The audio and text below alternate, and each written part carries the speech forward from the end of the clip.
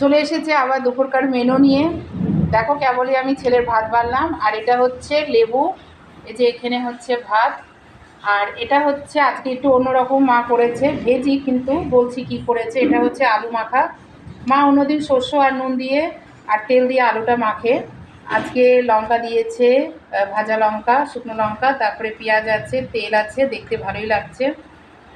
আর এটা হচ্ছে তোমার কি যেন বীজ, কাঁঠালের কাঁঠালের বীজ, এর ভিতরে একটুখানি চিনি আর শুকনো লঙ্কার গুঁড়ো দিয়েছে, খেতে ভালোই লাগে। আর এটা হচ্ছে পটল, শস্য দিয়ে করেছে, আর লঙ্কা দিয়েছে, পটলটা কেটেছে তাই না, গোটা গোটা পটল না। আর এটা হচ্ছে মসুরির ডাল চাল কুমড়ো দিয়ে করেছে, ঠিক আছে। আর লেবু তো সাথে আছেই, এ দেখো আজকে ভালোই জমে যাবে। আর এই দেখো এখানে একটা আম, এটা আমার জন্যে আর কারোর জন্যে না। তাহলে চলো খেয়ে নিই। কেমন হয়েছে আজকেকার মেনু তোমরা বলো।